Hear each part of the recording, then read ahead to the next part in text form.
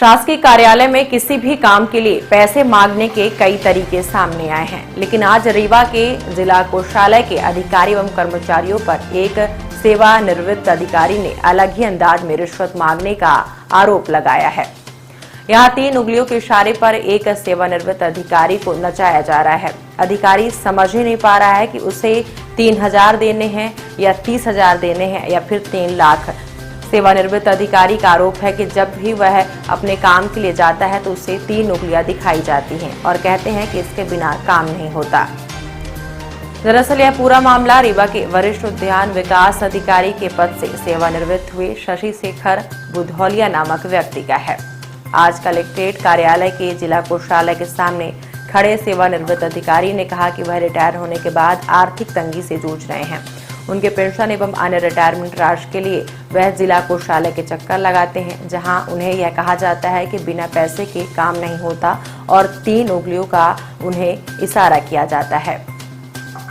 3 उंगलियों से कौन सी लिपि में बात की जा रही है, ये फरियादी भी नहीं समझ पा रहा है। हालांकि अभी वह 3000 ही मान रहा है, लेकिन मामला पेंशन सहित रिटायरमेंट की राशि लगभग 12 लाख रुपए का है। अगर यह सही है तो 3 उंगलियों का इशारा सेवानिवृत्त कर्मचारी पर भारी पड़ सकता है, क्योंकि वह 3 उंगलियां किसी छोटे कर्मचारियों की नहीं बल्कि जिला कोषालय के अधिकारी की है, ऐसा सेवानिवृत्त कर्मचारी का कहना है। सर, मैं 2.5 महीना पहले 31 मार्च 2024 को मैं वरिष्ठ उद्यान विकास अधिकारी के पद से रिटायर्ड हुआ। तो हमारा अवकाश नकदीकरण का अवकाश समर्पण का एक बिल होता है 11 लाख समथिंग का जो लगाया गया था। तो बार बार आपत्ति लगाई जा रही है जिला कोषालय द्वारा और विभाग द्वारा जो आपत्ति रिमूव करते हैं फिर आपत्ति लगा देते हैं। जो भी आपत्ति हो एक बार में उनको देखना चाहिए, एक बार में दिखाई दे जाता है कि क्या क्या कमी है बिल में। तो बार बार परेशान करने का मतलब क्या है? मतलब पैसा विभाग वाले कहते हैं कि ट्रेजरी में बिना पैसे दिए कोई भी बिल पास नहीं होता है।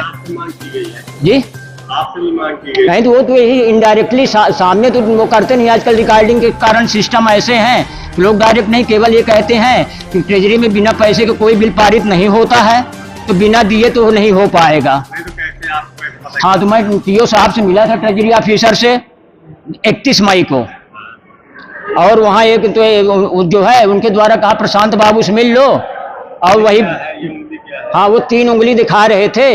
मतलब 3000 लेंगे कि 300 लेंगे ये हमारे समझ में नहीं आया। नहीं, एक 11 लाख का बिल था, तो फर्जी बिल तो है नहीं, हमारे क्लेम का बिल है, तो उसमें जो है 3000 ही होगा उनका, जितना हो 3 उंगली दिखा रहे थे। 3 लाख तो नहीं है, 11 लाख। 3 लाख कहाँ से ले लेंगे? सब उन्हीं को दे देंगे तो हमें क्या बचेगा? मतलब उंगली दिखा रहे हैं।